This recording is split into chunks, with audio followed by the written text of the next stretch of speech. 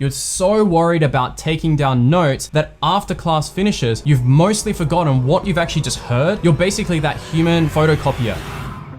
I know this video is gonna upset a lot of people. It's controversial and a lot of people are not gonna agree with this, but I think this is something so important for me to bring up about Notion. And it's not even just Notion, it's any of the apps out there that are text-based that you type into, and they're going to be something that quotes itself as being better for learning or studying. And I'm gonna take you along the ride today to show you why I believe this is the case. Hey guys, Archie here, a third year medical student, and welcome back to the channel. On this channel, we talk everything about how to learn, how to study better, so we can spend more time on the things and people that matter the most to us. I wanna clarify here, I'm not a hater against Notion, but I do believe that there's a lot of hype around it. I was basically on that active recall, spaced repetition, Notion, hype train, when I thought that this was some of the best stuff as well when it came to learning and studying. And I still use Notion pretty much every single day. But when it comes to my studies, it is not about note-taking. It is more about project-based work, working with teams or groups. If I have to take notes down for reference, which you will get to know is different from notes for learning. Honestly, I wish this was something that I just knew way earlier, but it's one of those things that I feel that Notion becomes that new, shiny new toy that's on the street and you really want it. And so this can lead to the situation of shiny new toy syndrome, which we're gonna get into. And unfortunately, you just using some application, whether it be the next best note-taking app or whatever it may be, is not gonna solve your academic problems and give you that A+ results in way less time. All right, so I'm gonna get into it. I'm gonna give you the reasons and I'll help you make that decision for yourself. So why is Notion one of those things? Basically that new, shiny, new toy on the block that everyone believes is gonna solve a lot of the problems for them and allow them to write amazing notes and to learn and be prepared for their exams. Part of the problem with Notion and every single other app is because it is text-based. It's something that is down the page. You're often gonna either basically, what I've seen on YouTube now is either you're gonna write conventional notes with headings, dot points, images there as well, or you're gonna go down the active recall, spaced repetition, hype train, and you're gonna use the toggle features, which is something that I had originally done when I thought Notion was the best. Now, each of these methods are actually things that are not as effective as what else is out there. And let's go through a few fundamental concepts to really understand how the learning process works and why Notion and kind of this writing down our notes is something that's incompatible with this process. So the first thing that I want to talk about is the multi-store model of memory. And if you've watched any of Dr. Justin Sung's videos, he explains it very well about this process. So the link is there if you haven't watched it already, but I'm gonna do a quick recap here. So basically the idea is that when you're listening to my voice and you pay attention to it, paying attention to the words that I'm saying is gonna go into your sensory memory. And if enough attention has gone into that, then it will actually go to your working memory. Things that are in your working memory, maybe it's your teacher talking to you, you're able to type that down immediately, all right? And then by that point, you've forgotten about it already, right? So it hasn't actually made it to this thing called the long-term memory. So the idea is that when we're writing notes, when we're studying, our aim is to learn things, to have it within our brain for use later on. And so when we look at this model, that is particularly the process of encoding, going from short-term memory or working memory to long-term memory. Now, once it's in your long-term memory, this is far better because we know that we're gonna forget these things a lot less and a lot slower as well. Whereas things that just stay in our working memory, we can forget in just a few seconds. So the point here is if we put everything into this library, which is our long-term memory, then when we're in the exam, we're able to use that information through the process of retrieval, or as everyone knows it, active recall. And now with it in your working memory, you can use it. And that retrieval process is pretty easy. Whereas encoding, going through and learning something that's complex is something that is gonna be a lot more challenging. It uses much more energy as well. Now, when you're sitting in class, typing away, being a keyboard warrior, writing down every single word that the teacher's mentioning. Maybe you're not even doing that, but you're just summarizing some of the things down and just listening through. You're basically that human photocopier, essentially. And that means that the process there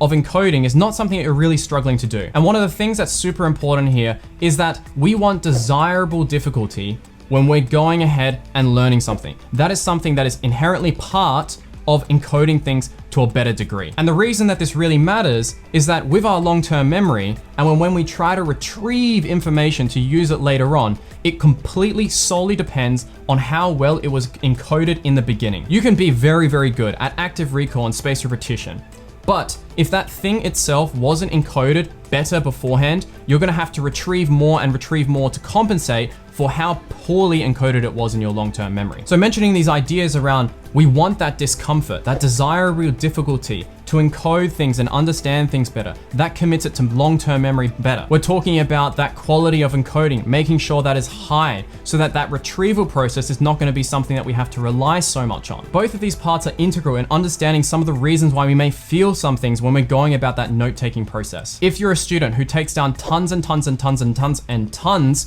of notes, but don't have enough time to go through all of them before you sit your exam, that may be a problem for you. Or let's say you're the type of person where in class, you're so worried about taking down notes that after class finishes, you've mostly forgotten what you've actually just heard, what you've been learning, and basically everything that happened in that lesson is now on your page for review later. And that, when I mean review later, I have students as well who tell me that they've now written down their notes, so now they're gonna start the learning process. That basically the note-taking process wasn't about learning for them, it was about keeping something down for reference later so that they can learn it, which basically just doubles the amount of time of study they have to do already. And so when we're looking at that scenario, it's coming down to, are we looking at you taking down notes for further reference later on, or are you taking down notes to learn? Because if you have that sort of note-taking process within Notion or any text-based app, that means you are optimizing for notes for reference. And that's probably not what you want to be doing if you have an upcoming test or exam. At that point, if you're just trying to take down notes so that you've covered everything that was in class, you might as well go and record it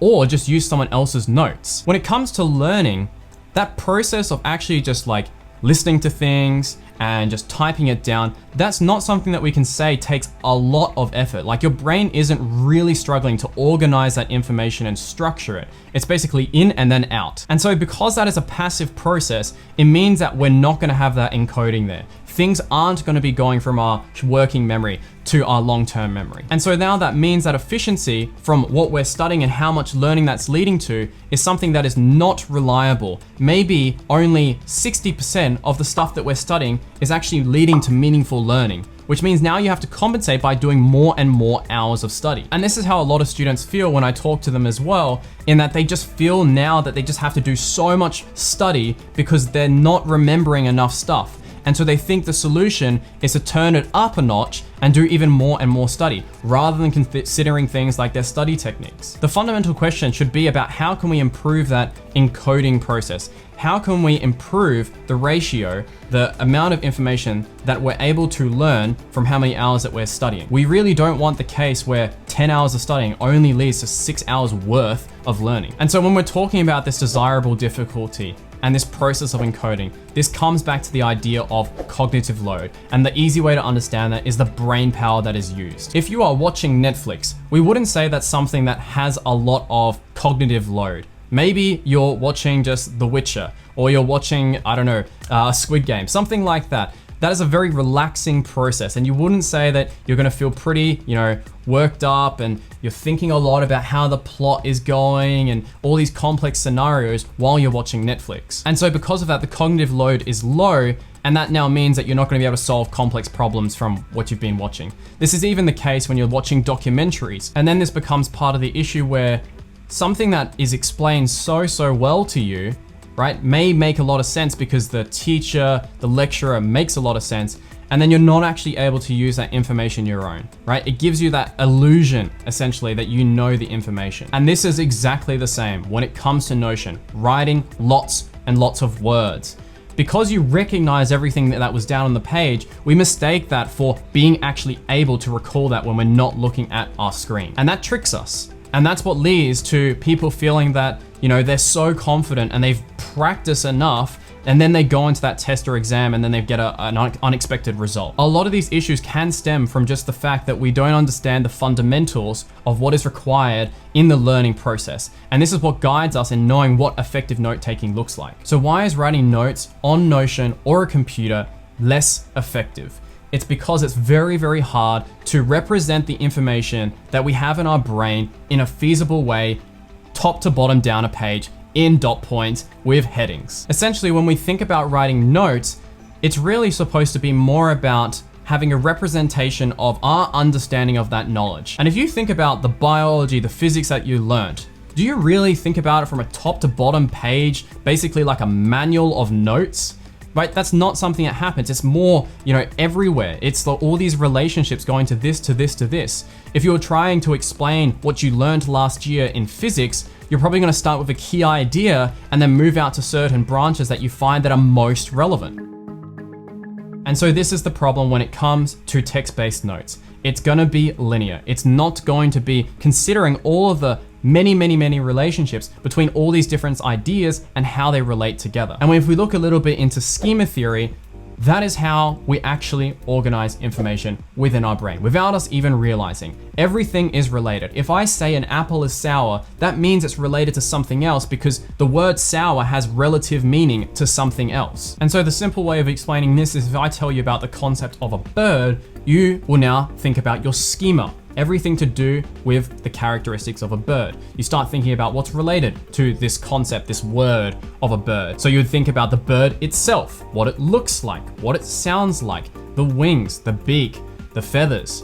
All these things are now related to the idea of you hearing the verbal word bird. The idea here is that it's just extremely complicated for us to represent this in a feasible way, top to bottom down a page. In fact, if you were to mention the whole multi-dimensional idea of how you learn physics, it's gonna end up being like 10,000 words plus easily if you're only looking at a few certain ideas. So realistically, it's not something that's very feasible.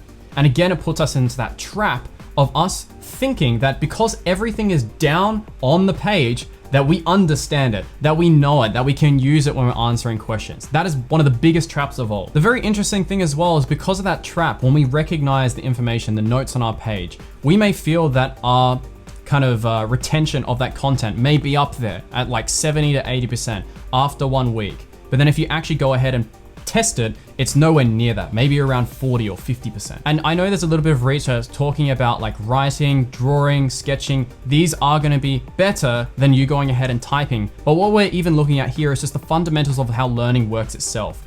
If you're typing things like a human photocopier or essentially, just doing that process, you could do that whole thing without listening at all. Like it's just in and out. So there isn't that cognitive load that's created. And that means that we're not gonna have that higher quality encoding happening. So what's the alternative then? We have to look at things besides just shiny new toy syndrome, right? So this is a model that I got from Kay here, and this applies very well. This is from the productivity world, but I think it's a very good way to represent this. We need to have that self-awareness to know what truly works, the fundamentals of learning, what actually matters. Have the tools that are gonna facilitate that process, but most importantly, we are gonna have that behavior change. So it's not really the tools that you use yourself, whether you're using an iPad or you're using paper, that you're gonna be the person who gets an A+ versus the person who's not. It's not the tools that matter. It's what's happening in your brain and what learning and cognitive processing is actually going ahead in there. If you're just typing down notes without having a break to actually think about, how does that actually make sense? What is he actually going on about? What is Archer saying to me? Then that means that processing is not there, which means the learning isn't happening. We know that no application is going to change the game for us, but we keep getting sucked into this all of the time. It's actually very rare for me to find videos that talk about, the encoding process, or even more generally, how to understand things better. What are the techniques that we can use to do that? Everything is always focused around active recall, spaced repetition, that retrieval process of the multi-store model of memory that we talked about, because that is something that is easy. It's a quick tip that you can apply. But I don't know if any of you have realized some of the problems or shortcomings that come with active recall and spaced repetition, where you can easily get flashcard overload. If you miss a day, then you really do fall behind. And even after being a master and god at this process, if you get asked a slightly different question, you're not able to answer it. So the focus that we want to have instead is on that encoding process again, because everything is limited by that, right? The retrieval is limited by the quality of that encoding. So that's why on this channel, I focus on talking about techniques like, for example, how we can be better at relational learning and inquiry-based learning to really help us through this process. Because why would you prefer to take down hundreds and hundreds and hundreds of notes if you don't even need to, right? You can actually go through the process of just sitting in a lesson and avoiding to take notes. And that may actually make you understand the information itself better. And if you go through that, then you can take a look at someone else's notes and learn from that for the things that you've missed. It's not just about the information that you know, it's really about the depth that you can get to. And so if you're focused a lot on just the note-taking process, that takes you away from achieving that depth. Note-taking is still very important in the learning process to help us process things to a deeper level. But when we're looking at this way, online, text-based, it's just not going to be worth your time. So how do we actually go about this process so that we can have our cognitive load less focused on just note-taking and focus more on actually on learning? Well, at the end of the day, you're gonna have to reduce how many notes you rely on. And I give that little idea just before as a kind of a thought experiment, because you would probably learn more than if you were just so focused on taking the notes, but still you're gonna have to have some notes. So the idea here is not to just take no notes and become a genius. You have to replace that note-taking process with something else. So for example, if I'm sitting in class, I'm really thinking and evaluating about the ideas that are being mentioned, how they relate to each other. And that's where my focus is, because that is leading to higher cognitive load, and I'm gonna be able to encode it. I'm sifting through the ideas, really trying to understand what's important, what's not. And this is much better than trivially just thinking about, okay, let's just type that down, let's type that down. So for a lot of people, this desirable difficulty and discomfort is something that they have not felt through the learning process beforehand because they've taken notes so much before. And that means that this feels kind of unappealing and not something that they really want to be doing in comparison to something like active recall and spaced repetition. But that's the difference. This works. If you're able to learn it properly, it is going to allow you to understand things to a much deeper degree and a lot quicker as well. And again, that's going to be able to get you out of the chains and cycle of note-taking just basically forever. So that security thing that a lot of people talk to me about, like, I just want to take down everything so I know what's important.